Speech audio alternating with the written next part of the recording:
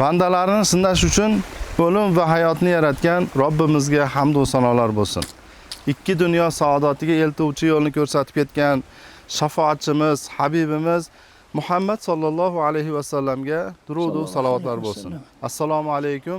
Bizlarni vatanda safarda ko'rib turgan saxovatli aka-ukalar, hamda opa-singillar. Azizlar, Jalolobod shahridagi Al-Hadiya fondi jamoasi juda katta xayrli ishga qo'l urishgan. Ya'ni ko'p farzandlik, boquvchisini yo'qotgan oilalarga uy qurib berishlik taraddudida turishibdi. Azizlar, to'liqroq ma'lumot uchun Al-Hadiya fondi jamoasidagi bir hoji akamiz bizni kutib olgan. Inshaalloh bularni gapga solib, inshaalloh to'liqroq ma'lumot olishlikka harakat qilamiz. Assalomu alaykum. Va alaykum assalom va rahmatullohi va barakatuh. Xush kelibsizlar. Qandaysizlar? Salomat, yaxshi keldinglarmi? Yaxshimisizlar, charchamayapsizlarmi? Alhamdulillah, xizmatida. Alhamdulillah, rahmat, alhamdulillah.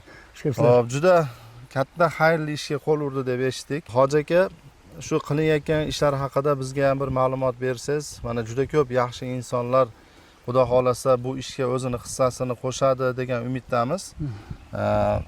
Qanday quriladi, kimlarga quriladi? Shular haqida bir ma'lumot berib o'tsangiz, hoji aka. Alhamdulillah. Avvalo Allohim ham sanolar bo'lsin, payg'ambarimiz Muhammad Mustafa sallallohu alayhi vasallamga salovat salomlar bo'lsin.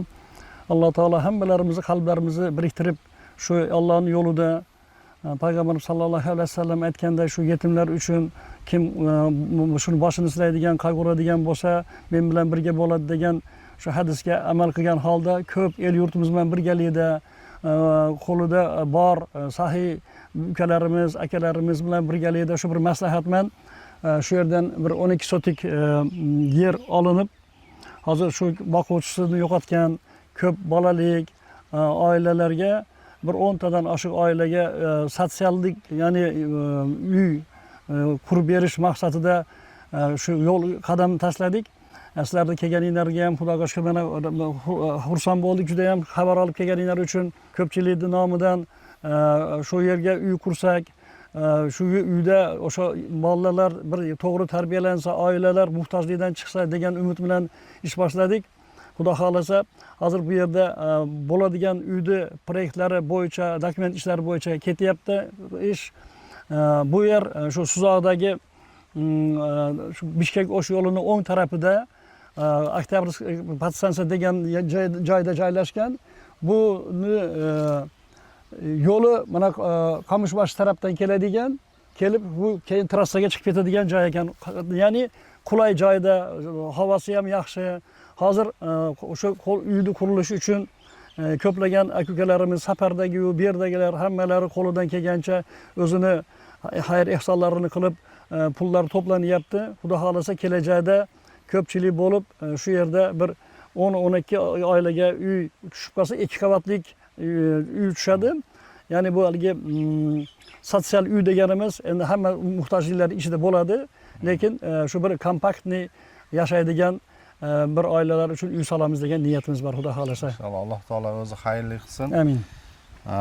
Biz ham shu bizni ko'rib turgan saxovatli aka-ukalarimizga, opa-singillarimizga inshaalloh bu sadaqa-i joriya bo'ladi, azizlar. Alhamdulillah. Men Allohning rahmatini istagan, Rasululloh sallallohu alayhi va sallam bilan mana shunday qo'shni bo'lishni xohlagan aka-ukalarimizga shu xayrli ishga o'zini hissasini qo'shishga chaqirib qolaman. Bunday tadbirlar, ya'ni bunday ish choralar har doim ham bo'lavermaydi.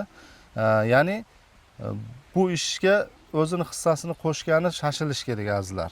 Xudo xolasa Alloh taolo bularga rizq qilib bergan bo'lsa, inshaalloh vaqti kelib bitib ketadi. Lekin biz shunga hissamizni qo'shib olishimiz kerak. Alloh taolo barchalarimizni qilgan ehsonlarimizni o'z dargohida qabul qilsin. Jannatda Rasululloh sallallohu alayhi va sallam bilan birga bo'lishlikni nasibi ro'zi aylasin. O'rnilarini ziyodasi bilan to'ldirib qo'ysin.